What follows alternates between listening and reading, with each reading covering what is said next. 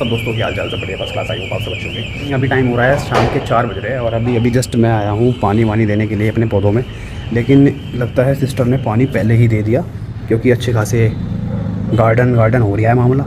और आज मैंने जो पतंग तैयार करी है भाई, ये वाली पतंग तैयार करी है, देखो ये मुरादाबाद की स्पेशल क्वालिटी है। क्वालिटी देख के आप मतलब फ़ैन हो जाओगे, कहोगे यार कुछ चीज़ ही दिखाई है। अच्छा आप बताइए, अगर आप सच में शौकीन आदमी हैं और एक अच्छे पतंगबाज है तो बताइए साइज़ कौन सा होने वाला है, क्या इसके रेट आप मुझसे पूछ सकते हो। इंस्टाग्राम पे पूछ लेना, टेलीग्राम पे पूछ लेना, वीडियो के डिस्क्रिप्शन में लिंक है दोस्तों। कारीगर का नाम भाई अक्सर लोग पूछते हैं कि भैया कारीगर का नाम आप क्यों नहीं मेंशन करते। तो मेरे भाई प्यारी सी एक बात बताना चाहता हूँ, कारीगर का नाम मैं इसलिए मेंशन नहीं करता क्योंकि कारीगर जो बाद में ना रेट बढ़ा देता है। अगर आज मैंने उसकी क्वालिटी की तारीफ करी है, उसकी पतंग की तारीफ करी है, उसके कमांड ठड्डे की तारीफ करी और उसके मैंने आपको रेट डिस्क्लोज कर दिए, तो भाई अगले ही दिन उसके रेट 2 रुपये बढ़े मिलेंगे।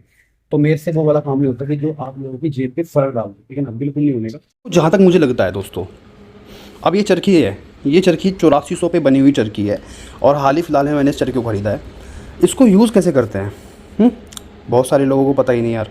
देखो जो बिगनर है उनके लिए वीडियो होने वाला है, जो थोड़े बहुत जिनको थोड़ी बहुत नॉलेज है उनके लिए वीडियो होने वाला है, लेकिन जिनको अच्छा खासा एक्सपीरियंस है, जो बहुत प्रो लेवल के खिलाड़ी है भाई, वो वीडियो को देखे ना, वो भैया अभी अभी स्किप कर दो क्योंकि फिर आप बाद में अपना ज्ञान फैलोगे, वो चीज़ें ठीक नहीं रहती, ठीक है।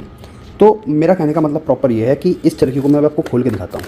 देखिए इसकी क्वालिटी भी दिखा देता हूँ आपको एक बार। क्वालिटी पे भी इसका बहुत ज़बरदस्त खतरनाक काम हुआ है। देखिए दोस्तों कितना ज़बरदस्त भर के एकदम, बस कहना नहीं चाहता, समझ जाओ बाकी इशारे। जहाँ तक मैंने चीज़ों को एनालाइज़ किया है, जो हमारे सब्सक्राइबर है, जो हमारे न्यू ईयर्स खिलाड़ी है, उनको 1 2 3 का धागा यूज़ करना नहीं आता है। 1 2 3 का धागा इन द सेंस जो टूर्नामेंट वगैरह में अलाउ होता है, ठीक है। वर्धमान की कंपनी है, 1 2 3 का धागा बनाती है, वो धागा कारीगर के पास जाता है, उस पर कारीगर अपने खून पसीने की मेहनत से उस तरीके से उसको सूतता है बढ़िया तरीके से और मांझा तैयार करके हम जैसे एक भाइयों को देता है कि आइए टूर्नामेंट में जाके लड़ाइए और अपना परचम लहराइए, तो उसको बोलते हैं 1 2 3। 8400 1 2 3 से थोड़ा मजबूत होता है, जो छतों पे ही अलाउ होता है। ये जो है 8400 ही है भाई मेरे प्यारे भाई। बात ये है कुछ भाइयों को नहीं पता कि 1 2 3 के धागे को कैसे यूज़ करना है, 8400 के धागे को कैसे यूज़ करना है। अब यूज़ करने का मतलब ऐसा नहीं है कि भाई सीधे जाके पतंगी तो उड़ानी है और फिर उतार लेनी है, यही तो खेल है। लेकिन इस खेल में भी एक और खेल है जो आपके धागे को घस्से लगने से बचाएगी। अब घस्से लगने से कैसे बचाएंगे वो मैं आपको प्रैक्टिकली बताऊंगा। छत पे ले जाके पतंग ले लूँ, मांझा ले लूँ, 8400 का ले लूँ, उसको यहाँ पे 1 2 3 पे अप्लाई कर लेना, ठीक है। बहुत ही काम का वीडियो है और देखिए आखिरी तक, स्किप मत करना। हर बात का एक मतलब है, ठीक है, ताकि आपको पता लगे कि असलियत में हम मांझे को किस तरीके से सेफली यूज कर सकते हैं और किस तरीके से उसमें घस्से ना लगे कैसे बचा सकते हैं, ठीक है। चलो छत पे पतंग हम ये वाली यूज़ करने वाले हैं। छत पे आ गए, माहौल बहुत अच्छा हो रहा है। ये टाइम हो रहा है 6:30 बज रहा है, अभी थोड़ी धूप कम है, 6 बजे के आसपास धूप बहुत होती है। और आप सामने की तरफ देख सकते हो ये वाला मांझा यूज़ करने वाले हैं भाई अभी हम, ठीक है। ये वाले मांझे से मैं आपको बताऊंगा किस तरीके से आपको मांझा यूज़ करना है, ये वाला अपने मांझे को कैसे बचाना है घस्से से। और जैसे वाइट उसमें निशान आ जाते हैं ना, टुक पड़ जाते हैं, तो उससे हम कैसे बचाएं। प्रॉपर वीडियो डिटेल में समझना भाई, बहुत ही ज़बरदस्त वीडियो होने वाला है। चलो मानते हैं इसको इसमें। आइए दोस्तों पतंग को पार करते हैं।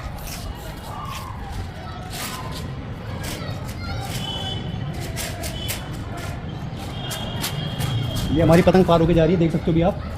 हाँ अभी नीचे की तरफ कहाँ जा रही है, अभी तो मामला शुरू ही नहीं हुआ अच्छे से। ये देख लो भाई, ठीक है। उड़ाने का तरीका आपका यही रहेगा, अपने हाथों से इस तरीके से आपको उड़ानी है पतंग, ठीक है। अब बहुत सारे भाई कहते हैं ना कि पैंच जैसे भैया हमारे मांझे में घस्से लग जाते हैं, वाइट निशान पड़ जाते हैं, उसका वो क्या गलती करते हैं वो समझो। पतंग तो आप ऐसे उड़ाओगे भाई, या क्या होगा, किसी को भाई पीछे पकड़ा दोगे अपनी चरखी को, ठीक है, फिर आप ढील दोगे, इस तरीके से करते रहोगे, ठीक है। लेकिन आपका एक मोमेंट दोस्तों ऐसा आएगा जब आपको पैंच करने होंगे। बहुत सारे लोग हमारे भाई क्या करते हैं, वो ना ढील के पैंच करते हैं, तो पीछे कोई बंदा सद्दी ऐसे चरखी लेके खड़ा होता है, आगे वाला बंदा हाथ में मंजा लेके अपना पैंच करता है, ठीक है ना। उससे 2 नुकसान है दोस्तों। एक तो मांझे की धार ख़त्म होगी, क्योंकि जब बंदा हाथ में लेके बार बार अपने मांझे को ऐसे उड़ाएगा, इस तरीके से पैंच करेगा, ढील देगा फिर पकड़ेगा, ढील देगा फिर पकड़ेगा मांझे को, तो उससे मांझे की धार पहले जैसी नहीं रहेगी, ठीक है। इसका भी सॉल्यूशन बताऊंगा। दूसरी कंडीशन क्या हो सकती है, उसके मांझे में वाइट निशान आ सकते हैं, ठीक है। अब कंडीशन सुनिए, उससे हम कैसे बचें। सबसे पहली चीज़ ये देखनी है, छोटे रेंज में पैन लड़ा रहे हो, बड़े रेंज में पैन लड़ा रहे हो। छोटे रेंज में पैन लड़ा रहे हो तो कम से कम 200-300 मीटर मांझा बांध के पीछे सद्दी लगा लो। सद्दी के फायदे क्या है दोस्तों? सद्दी के ये फायदे होंगे, एक तो आपके मांझे पे निशान नहीं आएगा, ठीक है ना, और आपका जो मांझा है वो टूट के नहीं जाएगा। क्योंकि कॉटन वाले भाई हमारे बहुत सारे ये बोलते हैं कि भैया कॉटन वाले मांझे टूट जाते हैं। अरे भाई पीछे सद्दी बांध के उड़ा, बिल्कुल नहीं टूटेंगे और मांझे पे निशान नहीं आएगा, धार भी बरकरार रहेगी सेम टू सेम। अगर आपको पैंच करना है ढील में तो किस तरीके से करोगे? कम से कम 700-800 मीटर मांझा बढ़िया तरीके से बताओ पहले तो आप, ठीक है। पीछे बांध लो सद्दी।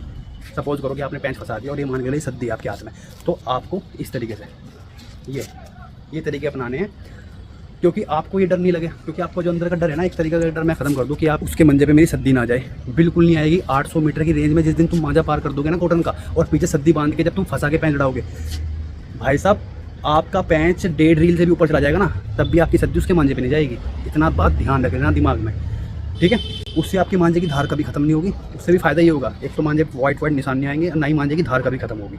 अब धार खत्म कैसे होती है, घस्से कैसे लगते हैं वो समझो। एक भाई चरखी पड़ा, पीछे पकड़ कर चरखी लेगा खड़ा, और तुम क्या कर रहे, तुम ऐसे मांझा तार रहे हाथ में, ऐसे मांझा तार रहे, क्या हो रहा, मांझे की धार भी खत्म हो रही, मांझा जो नीचे पड़ा है वो भी ख़राब हुए लग रहा। अगर आप ज़मीन पे मांझा ऐसा गिरा छोड़ दोगे और सामने वाला बंदा भी ऐसे चढ़ाएगा, उसके भी हाथ लग के जा रहे, नीचे भी धरती पे पड़ा मांझा वो भी ख़राब हो लग रहा, और आप भी ऐसे उतार रहे, तो मांझे में धार बची कहाँ? मांझे की धार तो वहीं ख़त्म हो जाएगी और वाइट निशान भी पड़ेंगे, घस्से भी लगेंगे, है ना। तो इसका तरीका ये है, जब भी आप पैंच मैच कर लो, अब पैंच करके आपको अपनी पतंग उतारनी है तो हमेशा पतंग इस तरीके से उतारो, हाथ नहीं लगना चाहिए मांझे पे बिल्कुल भी, ऐसे। ये है उतारने का तरीका, समझ गए? इस तरीके से उतारो, पतंग आपकी बिल्कुल सेटम सेट उतरेगी, बिल्कुल बढ़िया, कोई दिक्कत नहीं किसी भी प्रकार की। ये उतर गई, देखो मेरी पतंग उतरने लग रही है। अगर मान के चलिए आपकी पतंग कट जाती है, कॉटन के मांझा मान के चलिए यूज़ कर रहे हो आप, 123 यूज़ कर रहे हो, 8400 यूज़ कर रहे हो, और आपकी पतंग कट गई, जब उसको आप खींचोगे ना तो वो छतों पे से जब लग के आएगी तो उसमें घस्से लग जाएंगे मेरे भाई।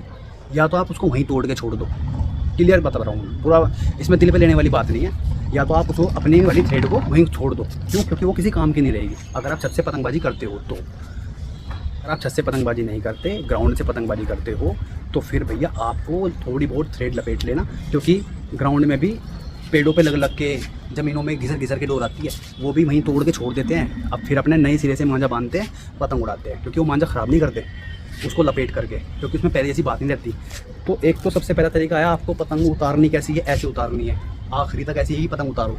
किसी को उचका मत पकड़ाओ, किसी को मत बोलो भाई ले मेरी पतंग तार दे, इस तरीके से तार पाओगे तो मांझे की धार खत्म हो जाएगी, वाइट टुक पड़ जाएंगे।